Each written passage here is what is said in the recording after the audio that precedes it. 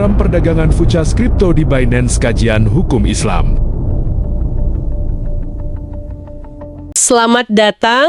Hari ini kita bakal ngobrolin sesuatu yang rumit tapi super relevan. Persilangan antara teknologi keuangan paling modern, khususnya dunia kripto, dengan prinsip-prinsip hukum yang usianya udah ratusan tahun. Sumber yang Anda kasih ke kita ini menarik banget, sebuah skripsi dari Universitas Islam Indonesia. Judulnya Perdagangan Futures pada Platform Binance dalam Perspektif Hukum Islam.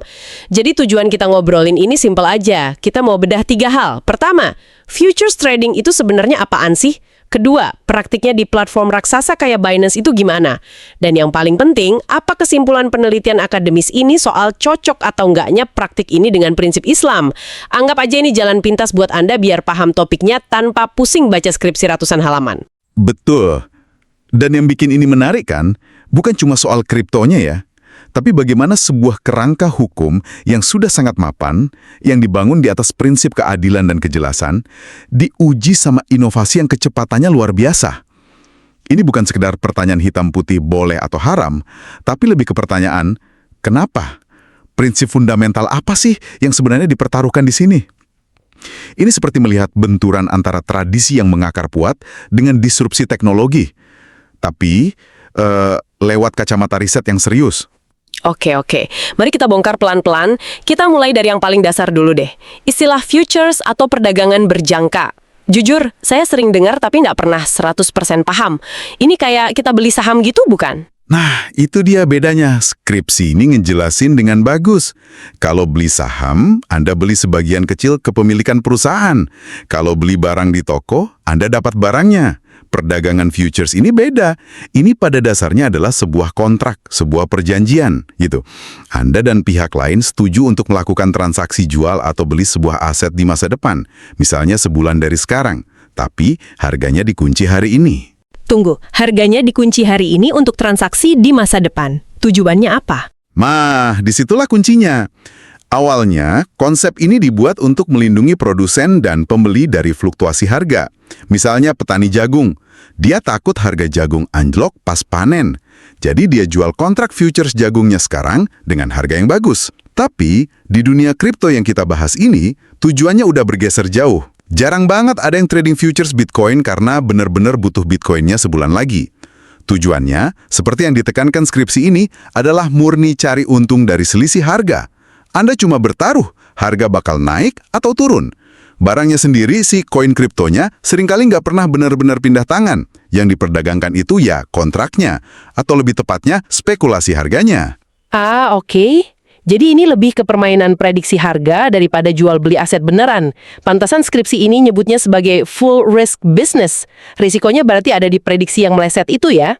Tepat sekali. Kata kuncinya, fluktuasi harga. Di pasar kripto, fluktuasi ini kan liar banget. Inilah yang membuat futures jadi bisnis berisiko penuh. Beda total sama perdagangan biasa di mana ada barangnya, jelas, transaksinya kontan, selesai. Di sini yang jadi objek jual beli itu sesuatu yang abstrak. Nilai sebuah aset di masa depan yang nggak ada seorang pun tahu pasti. Ini pergeseran fundamental dari kepemilikan menjadi spekulasi nilai. Dan disinilah semua kerumitan dan kontroversinya dimulai. Oke, konsep dasarnya udah kebayang. Sekarang bagian yang bikin penasaran. Gimana konsep yang umurnya udah cukup tua ini meledak di dunia kripto yang serba digital, instan, dan kadang brutal ini? Apalagi di platform sebesar Binance yang jadi fokus penelitian ini. Kasih steroid ibaratnya. Skripsi ini menyoroti satu masalah sosial yang penting banget. Banyak banget trader pemula, anak-anak muda, yang langsung terjun ke pasar futures ini. Bukan karena mereka paham teknologi blockchain atau fundamental asetnya, tapi karena mereka lihat di TikTok atau Instagram ada yang pamer bisa untung ribuan % dalam semalam. Mereka tergiur sama mimpinya. Mimpi jadi kayak mendadak ya. Dan platformnya mendukung mimpi itu. Sangat mendukung. Dengan fitur-fitur yang luar biasa kuat sekaligus luar biasa berbahaya, skripsi ini membedah beberapa. Yang pertama dan paling utama itu leverage. Ini harus kita pahami betul. Leverage itu kayak pinjaman instan dari platform yang memungkinkan Anda trading dengan modal jauh lebih besar dari yang Anda punya. Misalnya, Anda punya uang Rp1.000.000.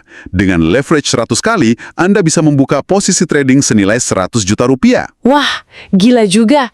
Berarti kalau untung 1% aja dari 100 juta, itu untungnya 1 juta. Modal kita langsung balik dong. Persis, itu yang bikin nagih. Keuntungan Anda bisa berlipat-lipat. Tapi ini pisau bermata dua yang tajam banget di kedua sisinya. Kalau harga bergerak melawan Anda, kerugian Anda juga dikalikan 100. Uang 1 juta Anda itu bisa hilang dalam hitungan detik kalau pasar bergerak salah arah sedikit saja. Dan inilah yang sering nggak disadari para pemula. Mereka cuma lihat potensi untungnya, tapi nggak siap sama kecepatan hilangnya uang mereka. Selain leverage, skripsi ini juga nyebut soal posisi long dan short. Ini juga penting ya? Sangat. Ini yang memperkuat aspek spekulasinya. Posisi long itu gampang dipahami. Anda beli kontrak karena yakin harganya bakal naik. Buy low, sell high. Tapi posisi short, ini yang unik. Anda bisa dapat untung justru saat harga sebuah aset anjlok. Caranya, Anda seolah-olah meminjam aset itu dan menjualnya di harga tinggi sekarang, dengan janji akan membelinya kembali nanti di harga lebih rendah untuk dikembalikan. Selisihnya jadi keuntungan Anda. Jadi bisa untung dari kejatuhan harga orang lain gitu ya? Secara sederhana ya, Anda secara aktif bertaruh pada kejatuhan sebuah aset. Ini membuat pasar jadi arena pertarungan murni. Nggak ada lagi sentimen, mari kita dukung proyek ini biar tumbuh. Adanya cuma, prediksi saya benar, prediksi Anda salah. Lalu, ada resiko pamungkas yang jadi mimpi buruk semua trader. Resiko likuidasi. Ini yang paling fatal. Kalau Anda pakai leverage tinggi dan prediksi Anda salah, kerugian Anda kan membengkak cepat. Sebelum kerugian itu melebihi modal yang Anda jaminkan, platform akan secara otomatis menutup paksa posisi Anda. Hasilnya, seluruh modal Anda di posisi itu, yang 1 juta tadi, hilang. Habis. Jadi nol. Istilahnya di kalangan trader, kena liquid. Ngeri banget bayangi seorang mahasiswa dengan uang saku pas-pasan, lihat iklan yang menjanjikan kaya raya. Dia masuk dengan 500.000, pakai leverage 50 kali, terus karena satu pergerakan harga yang salah pas dia lagi kuliah, seluruh uangnya itu hilang. Skripsi ini kayaknya menyoroti bahwa platform ini bukan cuma nyediain alat, tapi juga menjual mimpi yang sangat berbahaya. Tepat, itulah konteks manusianya. Di balik angka-angka dan grafik, ada harapan dan keputusasaan orang-orang yang mempertaruhkan uang hasil jerih payah mereka di sebuah permainan yang peluangnya mungkin nggak mereka pahami sepenuhnya. Oke, setelah dengar risikonya yang segila itu, wajar sih kalau ada yang nanya, ini sebenarnya etis nggak sih? Dan skripsi ini kan ngelihatnya dari sudut pandang hukum Islam. Di mana titik benturannya? Peneliti skripsi ini ngasih bingkai yang pas banget dari Al-Quran Surat An-Nisa ayat 29, yang intinya, jangan saling memakan harta sesamamu dengan jalan yang batil, kecuali lewat perdagangan yang saling ridho. Ini jadi landasan moralnya ya? Betul. Dari landasan itu, analisisnya jadi sangat runut. Pertama, peneliti mencoba mengklasifikasikan transaksi ini masuk kategori apa dalam fikih muamalah atau hukum transaksi Islam. Kesimpulannya, ini paling dekat dengan baya al-sorf, yaitu jual beli mata uang. Bitcoin ditukar dolar, dolar ditukar rupiah. Nah, dalam aturan baya al-sorf yang sudah ada sejak ribuan tahun lalu, ada satu syarat yang tidak bisa ditawar. Transaksinya harus tunai, kontan. Serah terimanya terjadi saat itu juga. Istilahnya takobut atau on the spot. Tunggu sebentar. Cuma karena transaksinya nggak on the spot atau ditunda, itu langsung jadi masalah besar. Kenapa syarat tunai ini penting banget dalam hukum Islam? Apa ini cuma aturan teknis atau ada filosofi yang lebih dalam? Pertanyaan bagus sekali. Ini bukan sekedar teknis, tapi ini adalah jantung dari filosofi transaksi dalam Islam. Syarat tunai itu ada untuk menutup celah spekulasi dan ketidakpastian ghorar sejak awal. Kalau serah terimanya ditunda, akan muncul pertanyaan. Nanti pas jatuh tempo, barangnya ada nggak? Harganya gimana? Bisa diserahkan nggak? Dengan menuntut transaksi tunai, semua potensi ketidakpastian itu dihilangkan. Transaksi jadi jelas, bersih, dan final. Nah, perdagangan futures ini, dari definisinya saja, adalah kebalikan dari prinsip itu. Penundaannya justru disengaja, dan disitulah ruang untuk spekulasi dibuka selebar-lebarnya. Jadi dari syarat pertama saja sudah gagal. Oke, jadi dari fondasinya udah goyang. Tapi kayaknya masalahnya lebih dalam dari sekedar penundaan transaksi kan? Jauh lebih dalam. Kegagalan memenuhi syarat tunai itu baru pintu masuk. Setelah masuk, peneliti menemukan ada 2 monster besar yang dilarang dalam Islam yang ternyata jadi inti dari permainan futures ini. Yang pertama, seperti yang tadi kita singgung, adalah gharar. Gharar itu artinya ketidakpastian, ketidakjelasan, atau kabut yang berlebihan dalam sebuah transaksi. Sedikit ketidakpastian itu wajar dalam bisnis, tapi gharar yang dilarang adalah yang levelnya ekstrim, yang membuat salah satu pihak seperti membeli kucing dalam karung. Dalam konteks futures kripto, ghararnya di mana? Kan asetnya jelas, misalnya Bitcoin. Asetnya memang jelas, tapi objek transaksinya kan bukan asetnya, melainkan harga di masa depan. Nah, harga kripto di masa depan itu bukan cuma tidak pasti, tapi hipervolatil dan sama sekali nggak bisa diprediksi. Ketidakpastian inilah yang menjadi objek spekulasi. Anda bertaruh pada sesuatu yang sepenuhnya gaib. Ketidakpastian yang begitu besar ini dianggap merusak keadilan dan transparansi akad. Oke, jadi ada gharar atau ketidakpastian yang ekstrim. Terus, monster kedua apa? Monster kedua adalah maisir. Ini sering diterjemahkan sebagai judi atau untung-untungan. Prinsip maisir adalah upaya memperoleh harta yang datangnya bukan dari kerja produktif atau pertukaran nilai yang real, tapi murni dari tebak-tebakan dan keberuntungan, di mana keuntungan satu pihak adalah kerugian langsung pihak lain. Nah, ini nih yang sering jadi perdebatan. Bukankah semua bentuk investasi di pasar saham misalnya juga mengandung unsur spekulasi? Orang beli saham kan harapannya harganya naik. Di mana kita narik garis antara investasi yang sehat dengan spekulasi yang udah masuk kategori maisir atau judi ini?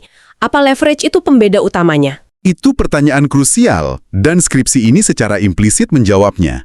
Garis pembedanya ada di 2 hal, niat dan mekanisme. Saat Anda berinvestasi di saham, secara ideal Anda berinvestasi pada pertumbuhan sebuah bisnis. Ada nilai produktif yang diciptakan. Perusahaan itu membuat produk, punya karyawan, menghasilkan laba. Keuntungan Anda datang dari pertumbuhan nilai real. Tentu ada spekulasi, tapi ada dasarnya. Sebaliknya, dalam futures kripto dengan leverage tinggi, seperti yang digambarkan dalam skripsi ini, aktivitasnya sudah sangat jauh dari investasi. Ini adalah zero-sum game, permainan menang kalah. Tidak ada nilai baru yang tercipta. Uang hanya berpindah dari kantong yang kalah ke kantong yang menang. Ditambah lagi dengan leverage yang mengubahnya dari sekedar spekulasi menjadi pertaruhan dengan risiko yang digandakan secara artifisial. Mekanisme inilah yang membuatnya jauh lebih mirip meja judi di kasino daripada lantai bursa saham. Ini adalah bentuk memakan harta orang lain dengan cara batil yang paling harfiah. Wow, penjelasannya tajam banget. Jadi, kalau kita rangkum analisisnya, ini diklasifikasikan sebagai jual beli mata uang, tapi gagal total di syarat tunai, lalu di dalamnya ditemukan 2 unsur terlarang. Gharar karena ketidakpastian harganya yang brutal, dan maisir karena mekanismenya yang lebih mirip judi menang kalah daripada investasi produktif. Setelah semua dibedah, kayaknya arah kesimpulannya udah jelas ya? Betul. Kesimpulan penelitian ini disampaikan dengan sangat jelas, nggak pakai basa-basi. Berdasarkan analisis mendalam terhadap praktek di Binance dan perbandingannya dengan prinsip-prinsip fundamental hukum Islam, kesimpulannya tegas. Perdagangan futures pada platform Binance hukumnya adalah haram, terlarang, titik. Dan alasannya biar jelas banget buat Anda yang dengerin adalah karena 2 hal tadi ya. Tepat. Ringkasnya, karena transaksi ini secara inherent dari desainnya mengandung unsur gharar dan maisir yang levelnya sudah tidak bisa ditoleransi. Mekanismenya, terutama dengan adanya leverage dan posisi short, secara sengaja menciptakan sebuah arena di mana salah satu pihak diuntungkan dan pihak lainnya dirugikan, bukan atas dasar perdagangan yang adil, tapi murni atas dasar tebakan harga yang benar-benar di luar kendali. Gila, ini pembahasan yang padat dan dalam banget. Jadi kita udah ngupas tuntas nih dari cara kerja futures yang ternyata adalah kontrak janji bukan jual beli barang. Kita juga udah lihat gimana praktek ini jadi super berisiko di platform kayak Binance dengan adanya leverage yang bisa menghabisi modal dalam sekejap. Dan akhirnya kita paham kenapa analisis akademis ini sampai pada kesimpulan haram karena ada 2 pelanggaran berat. Ketidakpastian ekstrim, gharar, dan mekanisme yang mirip perjudian maisir. Dan sebagai penutup, analisis ini kan fokusnya spesifik ya di futures crypto. Tapi ini memicu satu pertanyaan yang lebih besar untuk Anda renungkan. Seiring teknologi finansial terus menciptakan instrumen-instrumen baru yang makin abstrak dan makin cepat, bagaimana kerangka etika dan hukum tradisional, entah itu hukum Islam atau sistem hukum sekuler lainnya, bisa beradaptasi? Prinsip-prinsip inti apa, seperti larangan judi atau keharusan adanya kejelasan dalam bertransaksi, yang ternyata tetap relevan dan bahkan makin penting di era digital ini? Dan pertanyaan baru apa yang perlu kita ajukan bareng-bareng soal makna, nilai, kepemilikan, dan risiko yang adil di dunia di mana uang dan aset bisa diciptakan dan dipertaruhkan hanya dengan sekali klik? Itu yang mungkin bisa jadi bahan pemikiran Anda setelah ini.